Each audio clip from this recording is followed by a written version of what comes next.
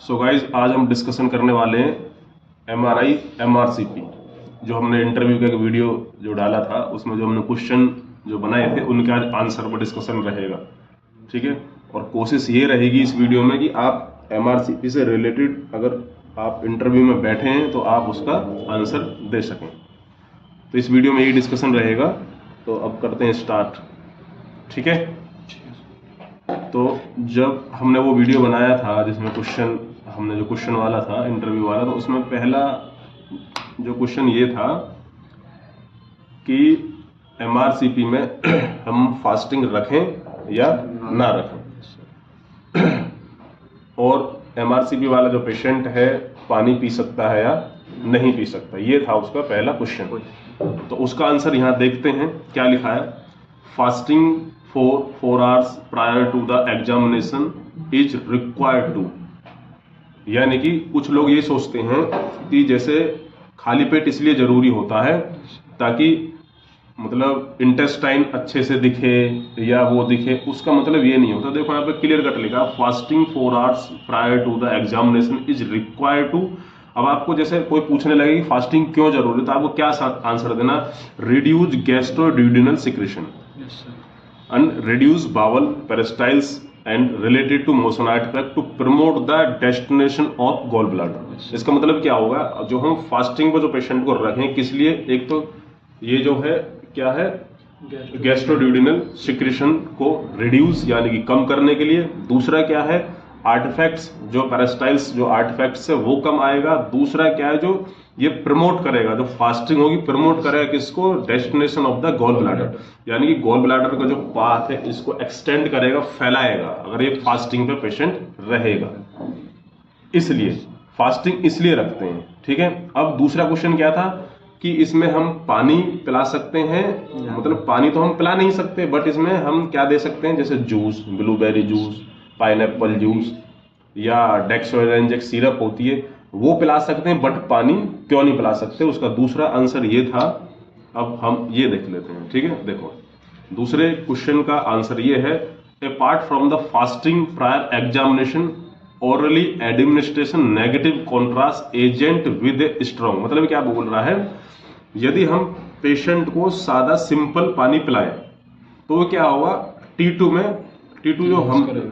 में क्या है बहुत ज्यादा जो सिग्नल है हाइपरटेंस आएगा ऑलरेडी, क्यों वाटर से सिग्नल हाइपरटेंस आता है, तो उसी चीज को कम करने के लिए जो सिग्नल है उसको सप्रेस्ड करने के लिए, ताकि जो जहां CBD देखो ये इसमें देखो पहले इस चीज को मतलब समझो, allow the suppression of high signal intensity fluid signal T2 weighted image. इसका मतलब क्या है, यदि हम T2 इमेज ले रहे हैं और आपने सिंपल वाटर पिला दिया तो क्या आएगा, सिग्नल वहां बहुत ज्यादा हाइपर इंटेंस आएगा, तो सिग्नल को सप्रेस्ड करने के लिए यहाँ पे क्या पिला रहे हैं हम, पाइनएप्पल जूस, ब्लूबेरी जूस, कितना 200 से 300 ml स्टडी करने से 15 मिनट पहले। तो ये कैसे करेगा, एक्ट कैसे करे, act negative oral contrast on T2 weighted image. जब आप T2 वेटेड इमेज एक्वायर करोगे तो उसमें ये एक नेगेटिव कॉन्ट्रास्ट की तरह एक्ट करेगा। जैसे ये देखो इस पेशेंट को क्या पिलाया गया, पानी, तो पानी इसमें ड्यूडिनम में यहाँ पानी का आप सिग्नल देख रहे हो। तो अब इस इमेज को देखो और इस इमेज को देखो, ये वाला जो स्कैन किया गया, ये स्कैन किसके द्वारा किया गया, पाइनएप्पल जूस या ब्लूबेरी जूस के थ्रू इसमें पिलाया है। तो अब ये देखो इसका जो जंक्शन है ड्यूडिनम में, जो इसका इंसर्शन है वो बहुत अच्छे से क्लियर से दिखाई देगा, यहाँ कोई भी आर्टिफैक्ट्स क्रिएट नहीं है। अब यहाँ देखो ये जो CBD का जो पार्ट है इसके पीछे जो ड्यूडिनम है तो यहाँ पे आर्टिफैक्ट्स क्रिएट कर रही है। अगर आप पाइनएप्पल जूस पिलाते हो तो अब इस टाइप की पिक्चर आएंगी। तो इसलिए हमने उस वीडियो में बोला था कि हम जूस पिला सकते हैं बट पानी क्यों नहीं, है तो दोनों वही मतलब लिक्विड फॉर्म में ही है, बस दोनों में डिफरेंस क्या है, सिग्नल का। तो इसमें क्या होती है, मैग्नीज होती है, क्या होती है, मैग्नीज। इसमें जैसे पाइनएप्पल जूस में, ब्लूबेरी में क्या होती है, मैग्नीज, जो हमारे एक नेगेटिव कॉन्ट्रास्ट की तरह रिएक्ट करती है। और सर कोई अदर जूस है वगैरह, अदर जूस है कोई नहीं, यही प्लान है, बस ये दो ही। हाँ, पाइनएप्पल जूस, ब्लूबेरी जूस या डेक्सोरेंज सिरप जिसमें मैग्नीज के कंटेंट ज्यादा हो, वो चीजें हम पेशेंट को 15 या 20 मिनट पहले पिलाएंगे स्टडी करने से पहले। ऐसा नहीं है पेशेंट आपने स्कैन करने जा रहे हो 1 मिनट पहले डेक्सोरेंज सिरप की 2 चम्मच पिला दी, वो गलत है, उसमें कुछ नहीं होने वाला। 15-20 मिनट पहले आप पिलाओगे पेशेंट को। और फास्टिंग इसलिए जरूरी थी, जो हमने पहले पॉइंट डिस्कशन किया था, ये चीजें रिड्यूस। दो आंसर कंप्लीट हो चुके हैं, क्लियर। अब तीसरा आंसर था उसमें क्या, कि इसमें कितने फेजेस होते हैं, यानी कि फेज, या आप उसको क्या बोल सकते हो, टेक्निकल मॉडिफिकेशन इन एमआरसीपी, कि एमआरसीपी को अच्छा जांच करने के लिए आप इसमें क्या क्या चीजें कर सकते हो।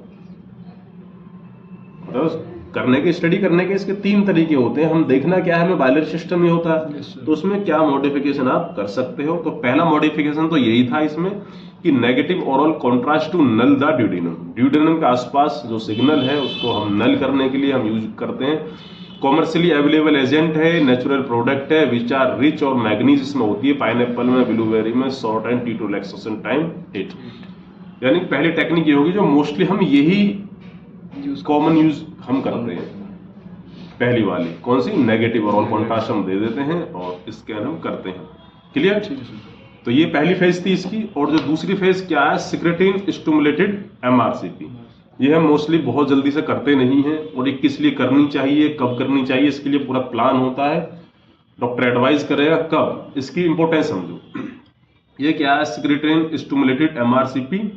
देखो, सिक्रेटिन एडमिनिस्ट्रेटिव इंट्रावेनसली क्या है, मतलब जो इंट्रावेनस कॉन्ट्रास्ट है, ठीक है, secretin cause exocrine secretion of the pancreas. क्या है, जो पैनक्रियाज जो ग्लैंड है, इसका जो एक्सोक्राइन सिक्रेशन है पैनक्रियाज का, dilating the pancreatic duct and improve the visualisation of indication including. क्या, कि अगर किसी पेशेंट का पैनक्रियाटिक डक्ट आपको नहीं दिख रहा है, सपोज करो इस वाले एमआरसीपी में जैसे ये दिख रहा है, इसमें भी दिख रहा है, अगर किसी केस में पैनक्रियाटिक डक्ट आपको नहीं दिखती है, किस केस में जरूरी हो जाता है वो, इस केस में जो सिक्रेटिन फेज है ना, ये जो फेज है सिक्रेटिन वाली, किस में जरूरी है, इसमें। किस लिए, ये देखो पैनक्रियाटिक जो डक्ट है इसमें जैसे सीड, ये देखो यहाँ पे मल्टीपल सीडोसिस्ट है, ये मतलब अलग अलग एंगल से दिखाई गई है। तो इसको देखने के लिए कि ये क्या फिस्टुला तो नहीं है, इसमें क्या हो जाता है, फिस्टुले बन जाते हैं, जैसे ये बन रहा है, दिख रहा है ना, ये देखो सीडोसिस्ट फिस्टुला ये रहा।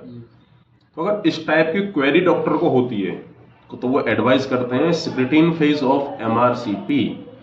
तो तब आपको कौन सा कॉन्ट्रास्ट देना होगा, सिक्रेटिन। बट आप ऐसा नहीं है कि आप वो कॉन्ट्रास्ट की तरह से नॉर्मली जो हम स्कैन होता है उसकी तरह आप दे दोगे, ये डॉक्टर डोज डिसाइड करता है इसकी, डॉक्टर डोज डिसाइड करेगा और डॉक्टर की प्रेजेंस में ये दी जाएगी सिक्रेटिन, जो इंट्रावेनस कॉन्ट्रास्ट कितना देना, 1 ml देना या 2 ml देना है, ये पूरा प्रोसीजर है इसमें, ऐसा नहीं उठाया और दे दिया।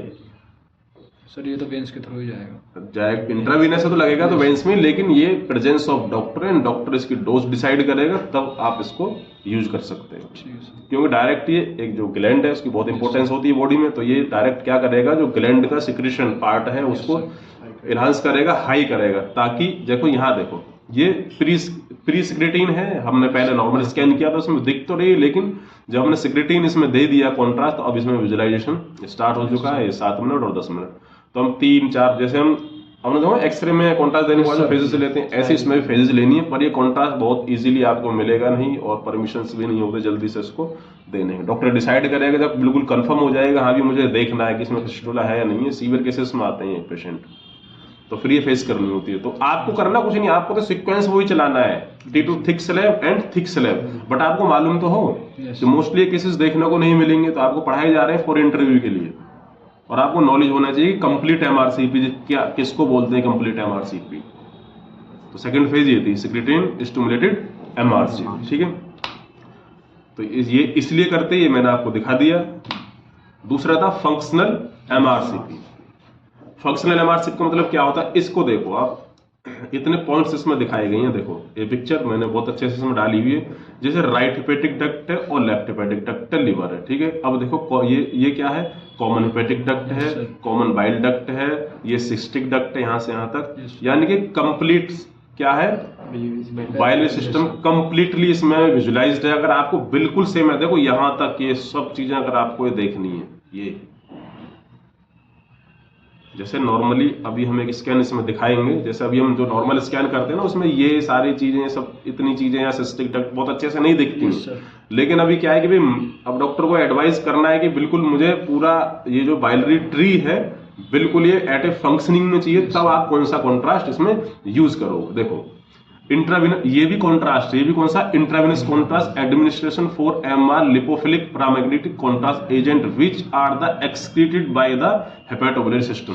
अगर आप ये लिपोफिलिक जो कॉन्ट्रास्ट अगर आप इसको दोगे तो कहां से एक्सक्रीट करेगा, बाइलरी सिस्टम से। जैसे नॉर्मली जैसे हम आईवी जो कॉन्ट्रास्ट हम दे रहे हैं तो वो पूरी बॉडी से एक्सक्रीट करता है और देन किडनी में चले जाता है। ये जो आप दोगे ये एजेंट ऐसे बनेगी, ये बाइलरी सिस्टम में ही वो करेगा, हाँ बाइलरी सिस्टम से ही निकलेगा ये और सीधा कहाँ चले जाएगा। तो मतलब एक तरीके से पूरा फंक्शन हो गया ना। जैसे आपने कॉन्ट्रास्ट दिया लिपोफिलिक, ठीक है, पैरामैग्नेटिक कॉन्ट्रास्ट है, जब आप इसको दोगे तो ये इसी बाइल ट्री से यानी कि बाइलरी सिस्टम से एक्सक्रीट करेगा, बाहर निकलेगा। जो बाहर निकलेगा तो आप स्कैन करोगे तो पूरा ट्री आपको A to Z पूरा दिखाई देगा। और जैसे ये था सिक्रेटिन था, सिक्रेटिन कहाँ से एक्सक्रीट कर रहा है, पैनक्रियाज से। तो इसमें दो ही सिस्टम हम देखते हैं, pancreatic duct and biliary system. तो बाइलरी सिस्टम के लिए कौन सा था, लिपोफिलिक पैरामैग्नेटिक कॉन्ट्रास्ट, और इसके लिए कौन सा था, सिक्रेटिन कॉन्ट्रास्ट, जो कि पैनक्रियाज के सिक्रेशन को बढ़ाएगा। और ये इसमें क्या था, ये इसका था बाइलरी ट्री का। तो अभी जो हम नॉर्मली जो मार्केट में जो एमआरसीपी करते हैं ना, उसको T2 कन्वेंशनल एमआरसीपी बोलते हैं। हम सीक्वेंस के थ्रू करते हैं, उसमें कॉन्ट्रास्ट नहीं देते हम। जैसा अभी हम दिखाने वाले हैं, अब देखते हैं स्कैन। तो 3 फेज समझ आए, एक नेगेटिव, एक सिक्रेटिन और एक फंक्शनल एमआरसीपी। तो कंप्लीट तो ऐसे होता है, बट मार्केट में जो 99% करते हैं उसको बोलते हैं T2 कन्वेंशनल एमआरसीपी, जो T2 सीक्वेंस के थ्रू हम सारी चीजें देख रहे हैं विदाउट एडमिनिस्ट्रेटिव कॉन्ट्रास्ट। हम जो ओरली दे रहे हैं वो कॉन्ट्रास्ट में नहीं आता, वो एक आता है हमारी पेशेंट की मतलब क्या अच्छी गुड क्वालिटी इंप्रूव करने के लिए। लेकिन कॉन्ट्रास्ट एमआरसीपी जब आते हैं तो ये 2 फेज बन जाते हैं, उसमें सिक्रेटिन और फंक्शनल एमआरसीपी। क्लियर। तो अभी देखते हैं हम जो हम अब रेगुलर जो एमआरसीपी करते हैं वो होता है कौन सा, T2 कन्वेंशनल एमआरसीपी, वो वाला हम देख लेते हैं। क्लियर। जैसे अभी मोस्टली हम हर जगह यही एमआरसीपी रन करते हैं, नॉर्मल T2 कन्वेंशनल एमआरसीपी बोलते हैं, यानी कि विदाउट एडमिनिस्ट्रेटिव कॉन्ट्रास्ट। इसमें हमने कोई कॉन्ट्रास्ट नहीं दिया है, तो अब इसमें देखते हैं। जैसे ये सीक्वेंस कौन सा है, T2 FS। तो इसमें देखो पेशेंट फास्टिंग पे है या नहीं है। तो पेशेंट इसमें फास्टिंग पे नहीं है, ये पेशेंट फास्टिंग पे नहीं है। तो इसमें क्या, पेशेंट ने पानी पिया हुआ है। तो इस अब देखो यहाँ पर जो डिडेनम है, जो ये CBD जो एंटर करेगी, तो यहाँ पर अब ये आर्टिफैक्ट्स क्रिएट हो रहे हैं। तो अब हमने वो क्यों पिलाया था पाइनएप्पल जूस, ताकि यहाँ पर जो T2 में सिग्नल नल हो जाएगा, 0 हो जाएगा सिग्नल। ठीक है। अब इसका दूसरा देख लो, कॉर्नल देखो। अब ऐसे देखो, ये डिडेनम और यहाँ पे ये CBD। तो अब अगर यहाँ पे ये हम इसको नेगेटिव कॉन्ट्रास्ट देते तो हमें और अच्छे से स्कैन देखने को मिल जाता। और इसमें देखते हैं पैनक्रियाज, जो पैनक्रियाटिक डक्ट है, देखो ये पैनक्रियाज है, पैनक्रियाटिक डक्ट है, तो इसमें दिख रही है अच्छे से। अगर सपोज करो यहाँ कोई डाउट होता है या कोई प्रॉब्लम होती है या कोई मास होता, तो शायद डॉक्टर एडवाइज कर सकता है कि भाई सिक्रेटिन फेज ऑफ एमआरसीपी में करना है, तो उसका पूरा प्रोसीजर प्लान होता है पहले, तब वो स्कैन होगा। अदरवाइज अभी तो हाई स्कैनर है, इनकी नीड भी मोस्टली ज़्यादातर नहीं पड़ती है, लेकिन आपको नॉलेज के लिए चीज़ें बताई जा रही हैं, आपको मालूम होना चाहिए। जैसे आप देखो इसमें CBD बहुत अच्छे से, जैसे ही हमने FS लगाया तो और अच्छे से इनहांस होगी CBD, बट प्रॉब्लम हुई जा रही है कि पेशेंट फास्टिंग पे नहीं है। और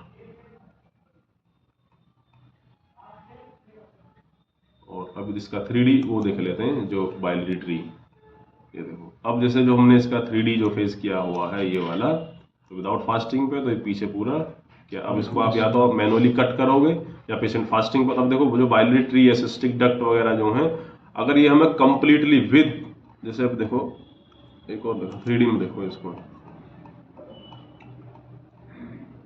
जैसे देखो पूरा कहाँ दिख रहा है, बस राइट हेपेटिक लेफ्ट हेपेटिक इस आगे की जो ब्रांचेस वगैरह है इसमें कहाँ, जैसे अब इसमें दिख रही है थोड़ी थोड़ी, सपोज इसमें नहीं दिख रही है तो फिर क्या करेंगे। जैसे अब सिस्टिक डक्ट इसमें देखते हैं, जैसे बस सिस्टिक डक्ट ये इतना ही दिख रहा है।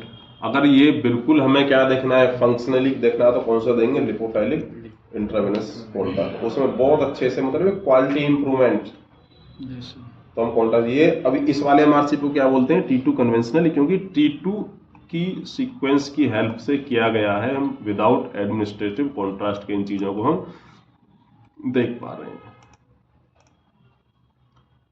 तो बस ये वीडियो पर्पस शूट करने का यही था कि आप इंटरव्यू पास कर पाएं, और करना तो हमने बहुत कई बार बता रखा है MRCP कैसे करते हैं, कौन कौन से सीक्वेंस रन करते हैं। तो इसकी ये प्रिपरेशंस थी, तो भाई कितनी फेज होती है और प्रिपरेशन किस लिए करते हैं।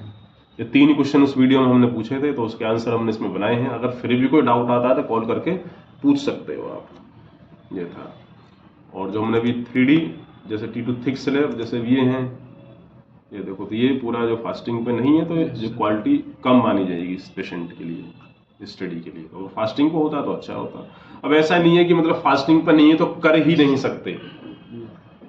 पेशेंट को प्रॉब्लम है, दिक्कत हो रही है, एक्यूट पेन है, तो हम करेंगे, कोई मना थोड़ी नहीं करने के लिए। ये तो नॉलेज है, डिपेंड, मतलब आपको सारी दोनों चीजें पता होनी चाहिए। अब ये लिख के नहीं दे दिया कि फास्टिंग पे नहीं है तो स्कैन हो ही नहीं सकता है, वो गलत है, ऐसा कुछ भी नहीं है।